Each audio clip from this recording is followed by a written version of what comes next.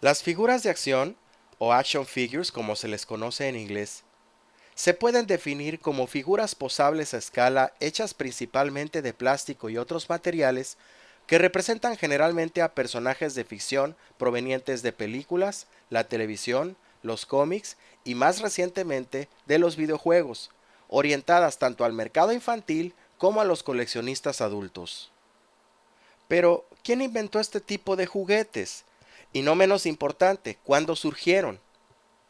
En el año de 1959, nace en los Estados Unidos el que probablemente sea uno de los juguetes más revolucionarios de todos los tiempos, la muñeca Barbie.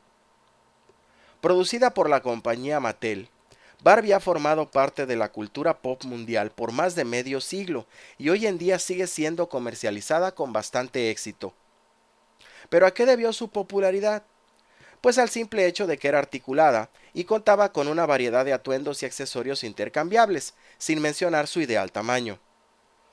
Poco tiempo después, en 1964, Hasbro, llamada en ese entonces Hassenfield Bros. Inc., copió la idea y la adaptó en otra leyenda del mundo del juguete, el G.I. Joe.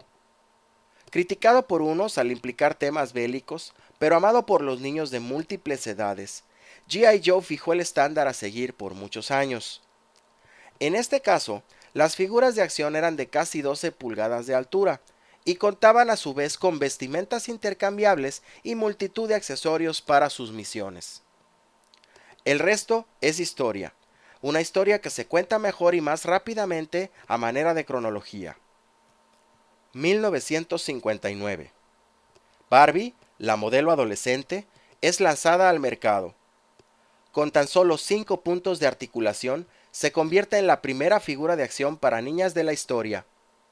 Su creadora, Ruth Handler, la bautiza Barbie en honor a su hija Bárbara. 1964. G.I. Joe es lanzado al mercado. Con 21 puntos de articulación, se convierte en la primera figura de acción para niños de la historia. Su nombre es extraído de la película La historia de G.I. Joe.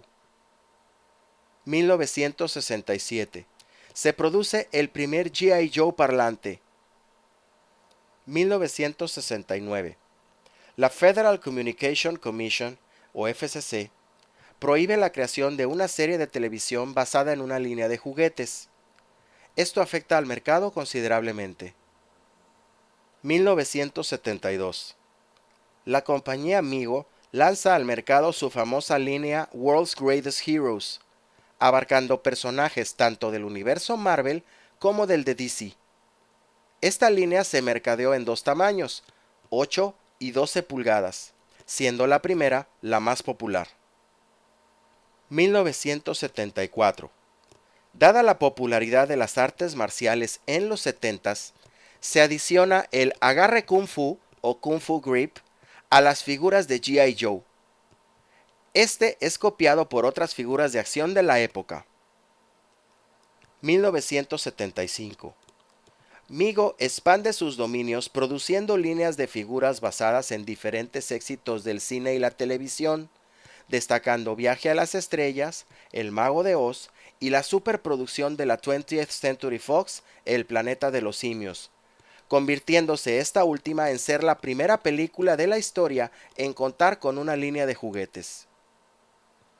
1977. Star Wars, o la Guerra de las Galaxias, es estrenada y tiene un éxito inesperado.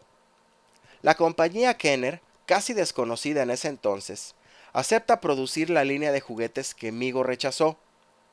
Mientras que Migo desapareció pocos años después, Kenner se convirtió en el mayor productor de juguetes de las 2 décadas posteriores.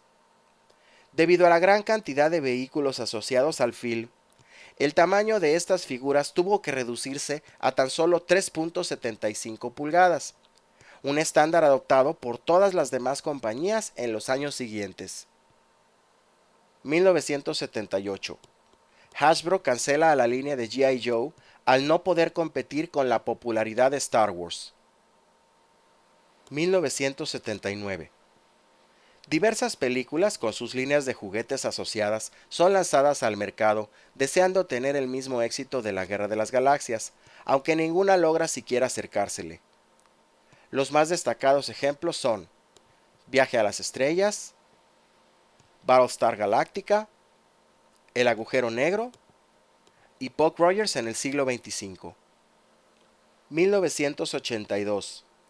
Hasbro relanza a G.I. Joe, en esta ocasión adoptando el formato de las 3.75 pulgadas. Dicha línea sobrevive hasta la fecha. 1984. Tras la desaparición de la regulación creada por la FCC, Mattel realiza los trámites necesarios para lanzar al aire la serie animada He-Man y los Amos del Universo, basada en su línea de figuras de acción Masters of the Universe. Considerada por muchos como una de las líneas de juguetes más exitosas de todos los tiempos, la franquicia adoptó el formato de las 5,5 pulgadas de altura y adicionó una característica de acción a cada personaje, lo que se convirtió en un nuevo estándar a seguir por la competencia. Otras series exitosas de la época fueron los Thundercats, los Halcones Galácticos y las Tortugas Ninja. 1989. Batman de Tim Burton es estrenada. La compañía Toy Biz produce los juguetes de la película, y su éxito es tal que tan solo un año después saca al mercado su famosa serie Marvel Super Heroes. El auge de los superhéroes renace con más fuerza que antes y se mantiene exitoso hasta la fecha. 1992. Batman, la serie animada, es estrenada junto con una nueva línea de juguetes en su honor, fabricada por la compañía Kenner, convirtiéndose en un clásico casi de manera instantánea. Los Cuatro Fantásticos, Iron Man, Hulk y Spider-Man siguieron el ejemplo a través de la compañía Toy Biz, siendo esta última la serie que se mantuvo por más tiempo. 1994. Todd McFarlane, exdibujante de Marvel Comics, crea uno de los personajes más exitosos de los últimos años, Spawn.